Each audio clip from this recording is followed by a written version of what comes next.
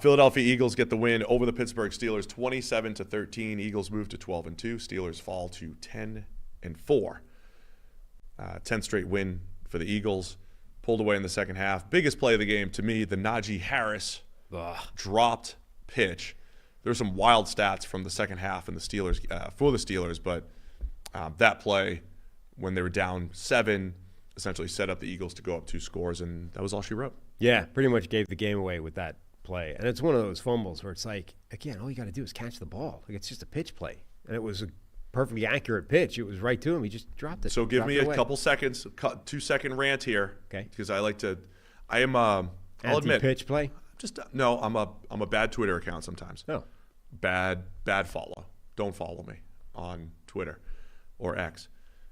Every now and again, when I'm watching the games, I'm a big, like, let me show you the context behind this play. Nobody cares about the context behind the play. No. But there's 2 plays in this game that needed my I'm smarter than you tweet context. Okay. So one of them was the Russell Wilson play. The way the NFL does scoring is if the quarterback does not complete the handoff to the running back, the quarterback is charged with a fumble. So this is like my PSA to stat users, right? So when you say, well, Russell Wilson had a fumble, or you go to the end of the season, it's like, look how many fumbles the quarterback had. Look how many turnovers the quarterback had. So a muffed handoff, the quarterback gets a fumble. A dropped pitch, the quarterback gets the fumble. So Russell Wilson throws an accurate pitch to Najee Harris, who drops it, and Russell Wilson is charged with the fumble. And then you have any of the advanced stats that essentially take the box score and attach the stat to it, like an EPA or a QBR. The QB gets all of that. So it was essentially Russell Wilson. Najee Harris's dropped pitch gives Russell Wilson a fumble, -5 EPA, whatever negative QBR in there, just because that's what the box score gives you. And then there's the TJ Watt sack, which was not on Lane Johnson, but you guys can argue with PFF about that, because Lane Johnson didn't give up any sacks and no pressures and everything, and everybody's going to show the video of TJ Watt, who ran 12 yards behind Lane Johnson. Great play by TJ Watt. It just wasn't on Lane Johnson for the sack. Anyway, carry on. Yeah, so I think it is quite funny. Again, we've had this discussion with, using EPA on an individual level. I mean, that's a play where Russell Wilson's EPA gets hammered for delivering a perfectly accurate pitch to his running back. Absolutely crushed. Yeah. Absolutely crushed. I know there's EPA adjustments and everything that people, like, you gotta adjust those. It's awful. And that's where the PFF advantage is always, they're not tied to anything. They're not tied to the box score. Russ got the fumble, he's got to get downgraded. Najee Harris gets the proper. Yeah, I mean, there's a few ways where the NFL stats just tie themselves in a knot for the sake of trying to make numbers add up or whatever, or just having a rule in one way or the other. And this like, every way PFF differs from the NFL stats is a reason, like, it's to try and fix that, right? Like, you ready for some wild stats? Sure. That actually matter in this game. The Steelers had 7 first half possessions, and then in the second half they had 2 second half possessions for the Steelers. They ran 11 plays in the second half because, well, they fumbled one away, and then the Eagles had 3 drives in the second half.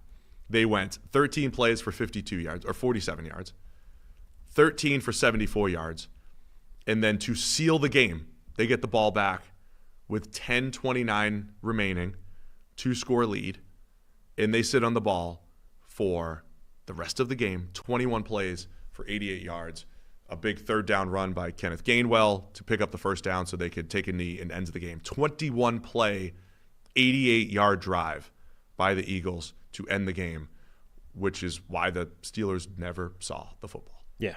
Without, it didn't function the same way as their previous sort of late fourth quarter, lean on team drives where they've just given the ball off to Saquon Barkley and he's gone nuts in the fourth quarter. I mean, Saquon Barkley had 10 yards or something in the fourth quarter in this game. I think it was one key third down conversion, but it was the same thing. Like a couple pass plays that got them to within a yard. And anytime the Eagles get to within a yard, it's tush push, brotherly shove. What did you, a double cheek push that you liked to call it?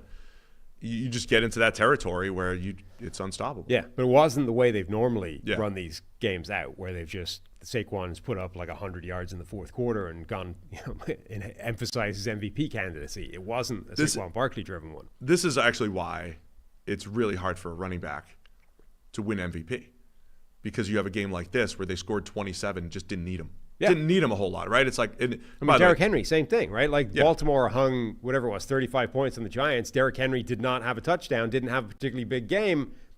Didn't matter. And can that happen with quarterbacks? Yes, but it's far more rare for a team to put up a ton of points with a quarterback not being a huge part of it. Eagles came out firing too, by the way, right? We talk about squeaky wheel and about the pass game. They had 83 net passing yards last week against the Panthers. They come out firing. Hurts goes 25 of 32 for 290 and 2 touchdowns. A.J. Brown had 110 yards. DeVonta Smith with 109. So they went back to that old formula of, oh, by the way, we've got one of the best 1-2 tandems at receiver, and they fed them early and often. Yeah, 2 guys both went over 100 yards, had big games. Unfortunately, A.J. Brown got his ankle hurt late in the game with a guy falling on it. Maybe hip drop tackle. They don't call those, even though they're a penalty, but we figure out later when they find people whether they were a hip drop or not. We spent a lot of time talking about the thing they never call. Well, because they're penalizing people for them, just with fines after the fact. They just don't call them in the game because apparently it's such a hard penalty to identify, which, I don't know, the whole thing is a very stupid concept. But yeah, that unfortunately, A.J. Brown might be down for a bit. T.J. Watt also got hurt in this game, so potentially costly game for both sides in terms of the players that they lost, even if they don't appear to be long-term injuries. Pittsburgh's defense, I think, generally did a fairly solid job of slowing down Philadelphia. It's just that Philadelphia's defense did a ridiculous job and looks like one of the best defenses in the NFL. John Clark had a stat. The Eagles' defense held the Steelers to just 163 yards. That's just the Steelers' fewest in 14 years. The Eagles are the only team in the NFL this year to hold 3 different teams to under 175 yards in a game. The Eagles' defense has given up under 14 points a game during this 10-game winning streak, which is the best mark in the NFL. We've said it for a while, like depending on the measure you're looking at, you could argue that that the Eagles have the best defense in the NFL, and that's a big thing for them. Yeah, the yardage total and even the points and everything skewed a little bit but this is the complementary football. And like you said, this wasn't necessarily like the Eagles running the ball out. A lot of times it's you run the ball a ton, and that is what complements the defense. This was the pass game being opportunistic and the run game for Philadelphia protecting the defense, right? So the defense is very good. They're playing outstanding. The combination of their pass rush, their young linebackers, Nakobe Dean with another big game in this one, Zach Bond, the combination of those guys, the young corners, the aging corners of Darius Slay, right? The older guys, they're outstanding. But this was full complementary football, especially when the offense is spending over 10 minutes to run out the game. It is worth pointing out in this game that it's another game where Pittsburgh didn't have George Pickens. Yeah. You know, the Russell Wilson to George Pickens combination is really important for that offense. Like, Wilson has confidence that he can just heave the ball in the general direction of Pickens and he'll go make that play. You don't have the same confidence with any of those other wide receivers, right? Like, without Pickens there, you're talking Van Jefferson, Calvin Austin, who admittedly, apparently he's willing to throw himself into the fight, but it's not George Pickens, right? He's not at the catch point either in terms of fighting defensive backs or at the catch point on a deep shot. Van Jefferson, Mike Williams is more of that style, but isn't as good right now given his the state he's in his career, coming back from injury, his age as well. They just, without Pickens there, it's not quite the full strength, Steelers offense. As you mentioned, T.J. Watt comes out injured. The Steelers have the whole turnaround here. 3 games in 10 days. Are we saying 10 or 11? Is it 10? Yeah, I don't know. Whatever. It's in a tight period of time here. They have to come back Saturday to play the Ravens. Then they have the Christmas Day game against the Chiefs. So see what happens with Watt. He did have the 2 sacks. Again, I wouldn't say either of those were Lane Johnson's fault. They were about pocket movement by Jalen Hurts. Great play by T.J. Watt. That's not taking anything away from T.J. Watt, who's a great player and made some big plays in this game. The one that people will want to be on, Lane Johnson, is a great example of how sometimes the TV angles just don't give you that context. He looks whooped. You have to look at the depth of the quarterback. Yes. So if it looks the like QB he's is running beyond 9 or 10 yards, it's not on the tackle. And he's escaping out the back. Like right. it looks like when the TV copy you're looking at, and the replay in particular, it's like, oh, he's just run right around Lane Johnson, and then Lane Johnson is trying to grab hold of him and and prevent the play, and he still can't get there. Like it looks like he's just been killed. And then you look at the actual depth, you look at the all-22, and you see how deep he is in the pocket. And had he been at the correct depth, like how much Lane Johnson actually did have the angle to cut him off and not, let him keep going. But because Hurts then continues to bail out the back, Watt can just keep running that way. And again, let's be right. It's a great play by Watt to adjust his angle. And it's essentially he knows something Lane Johnson doesn't know. Right. He knows where Hurts is. Lane Johnson doesn't. Right. So I'm just good luck with that one today, friends at PFF. Just go have fun. They're going to say Lane Johnson didn't give up any pressures. They're going to be correct. But everybody's going to say, watch this play. And the other play, too, you could say, like, Hurts steps up.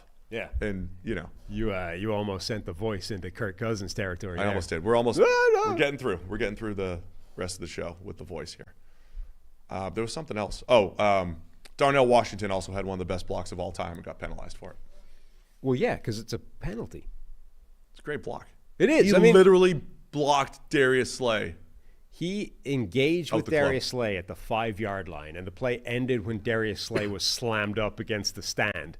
He was pushing him through the stands. Yeah. Like, that's 20-plus yards of blocking that he... I think once you're engaged, though, you could stay engaged as long as you want. I don't think that extends to outside of the field. It's one of the best blocks of all time. It was amazing. And then, so it was funny because they threw flags on the skull. That caused a brawl, right? Because people were upset. Don't like getting blocked out of the stands. So once they throw flags, now New York can get involved, right? Because there's flags on the field, so you can look at it. So they look at it and they're like, we didn't see any evidence of Eagles players throwing punches. There's a guy in the stands, right, with filming this from like right in front of it. So you see it coming from over here, blocked all the way to here, still filming. Like the first thing that happens is Darius Slay swings a punch at Darnell Washington for blocking him, and then that like sparks the brawl. You're like, and New York's looking at this, 17 different angles, like, I never saw a punch from the Eagles. Didn't happen.